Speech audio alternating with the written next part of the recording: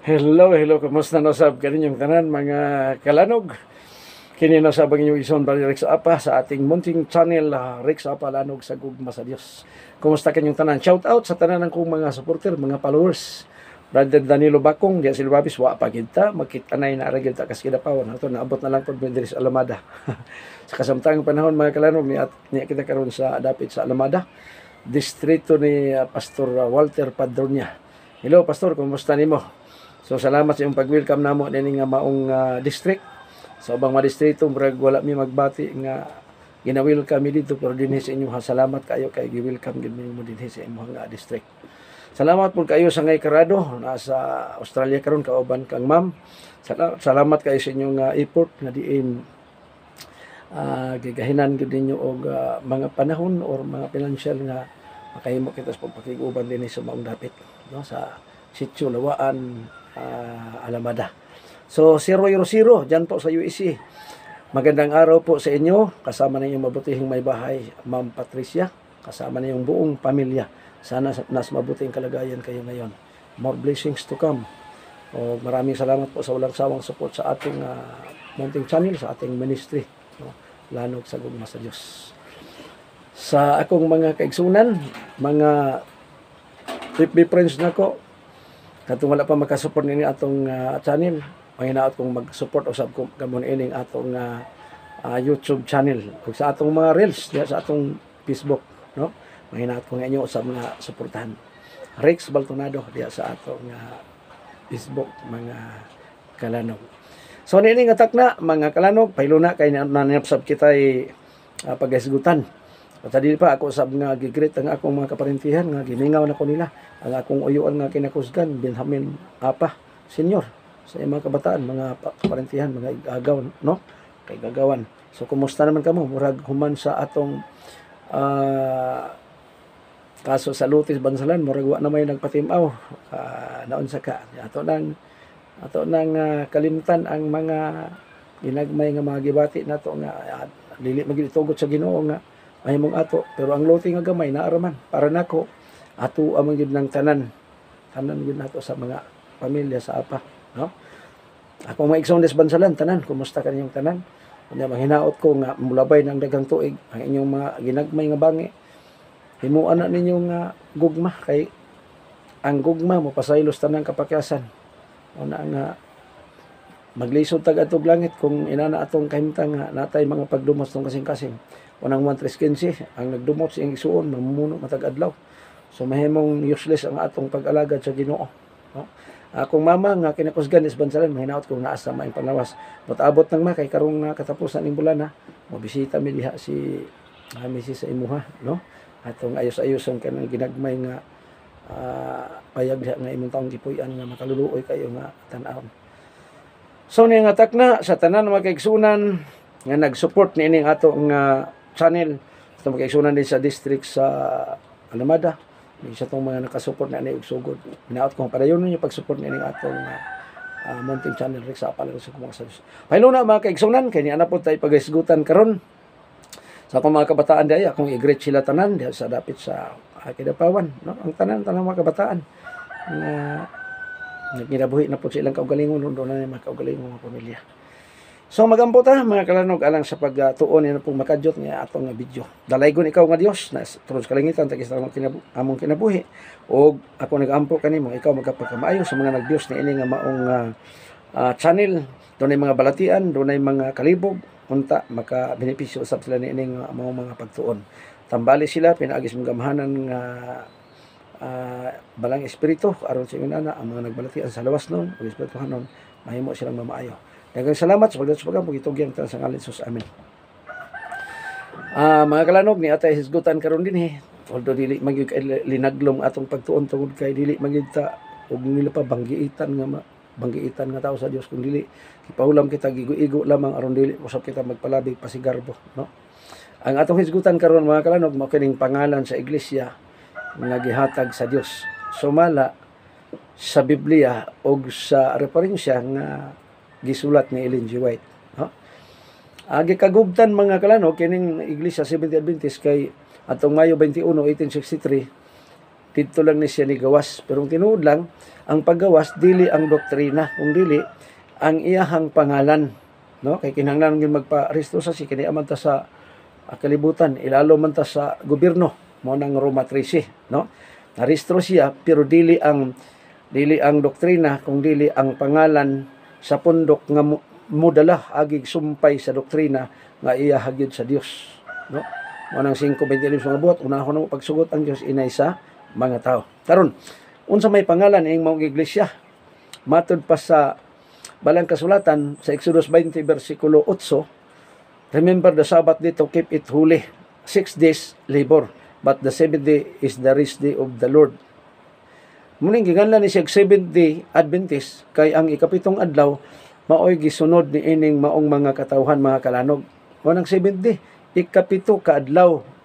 Naagin sa Exodus 20 versikulo 8. Unya, dito sa Genesis 2 ug 3, ikapito ka adlaw gipanalanginan sa Dios og gibalaan og mipahulay siya. Mao nang sa Deuteronomio 16:8 sa Maayong Balita 1973 edition nag-ingon nga unom ka adlaw magbuhat ka mo apan sa ikapito ka adlaw panimba ka mo sumala sa gisugo sa Ginoo. Kanang giingon nila mosimba og Domingo wala gisugo ang Ginoo ana. Voluntary nga pagsimba ng Domingo ang ilang gigamit 28:9 sa Mateo, dili na siya sugo sa pagsimba. Kung dili ilang kaugalingong kansip sa pagsimba. Kay naaman tay free will sa pagsimba mga igsoon bisag unsang adlaw. Pero kung moyon tag didto sa sugo, ang Seventh-day Adventist didto gyud sa sugo, naaman may voluntary nga gihimo nga pagsimba, pero ang pinakauyukan ang sugo gyud. Ezekiel 20:20, balaan na ako mga adlaw ipapahulay ang mahimong timaan taliwala kaninyo og kanako. Mao na nga ang Dios do na magyud tinuuhan nga iya 14:12 pinadayag ani-ani ini agdas pagka inantuson sa mga balaan sa mga nagbantay sa sugo sa Dios ug sa tinuuhan Hesus. So mo ning buti pasabot sa Mateo 16:18, ibabaw ning bato tukuron ko nga akong iglesia bisan ang kamatayon di makabuntog. Unsa may naa diha nganong di man makabuntog ang kamatayon? Walay lain mga kalanog, ang gugma. So dili ang pangalan nga litra, kung dili ang nasulat diha sa bato usa diha ang kasuguan 14:15 suwan kung higugma kamo kanang tumana ang akong mga sugo. Naa diha ang mga sugo sa Dios. Ug kini mao'y gipadako sa Dios. Dili kay pangalan, ang gipadako ang iyang kasuguan. 42:21 sa Isaias nakapahimot kini kang Hiuba ang iyang pagkamatarong ug ang pagpadako sa kasuguan ug ang pagbuhat niini nga dungganan. Mao ni gipadako. Dili gyud literary. Pero mangita mo literary nga pangalan ani atong tan-awon. Sa gisulti ni Ellen G. White.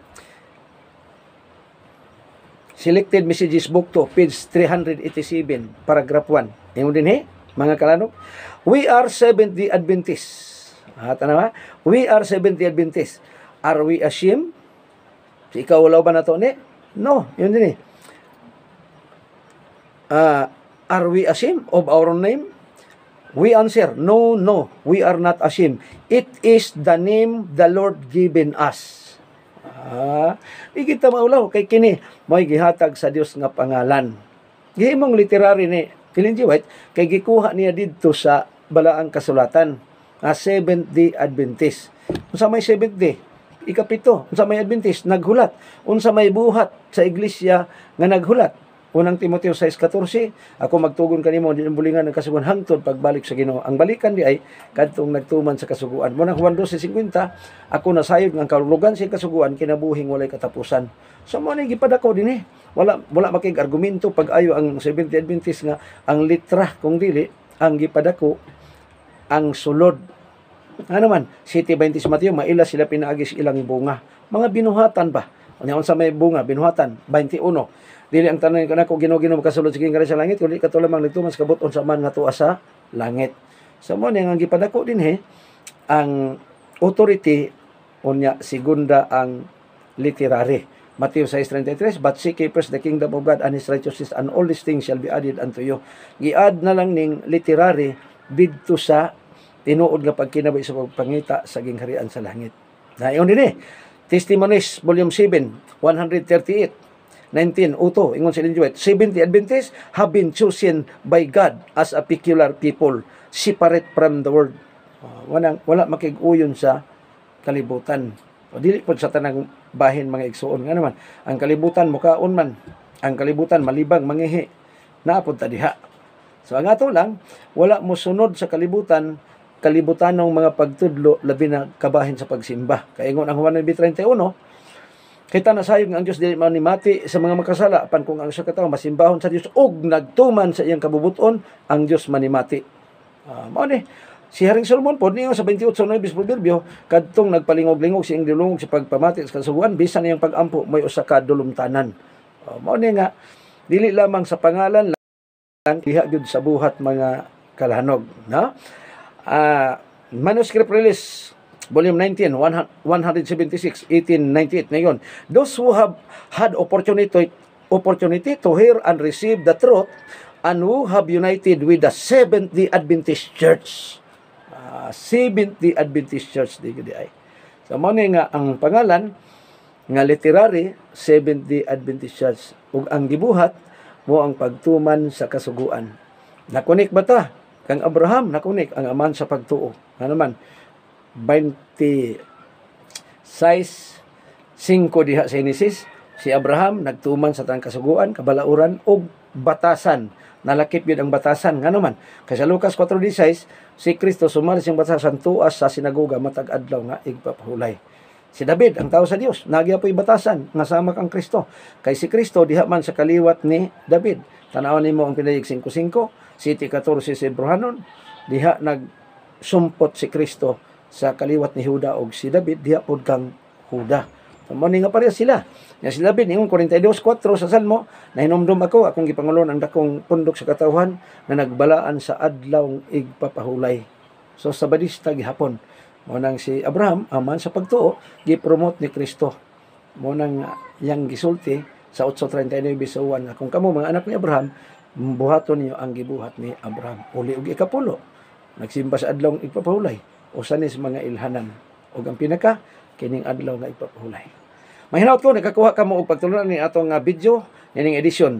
Ang Dios magabukos ng sulapad ug dako kay gugma. God bless kaning tanan. Ay kalimot i-like, i-share ug i-subscribe sa kining atong video. Bye-bye.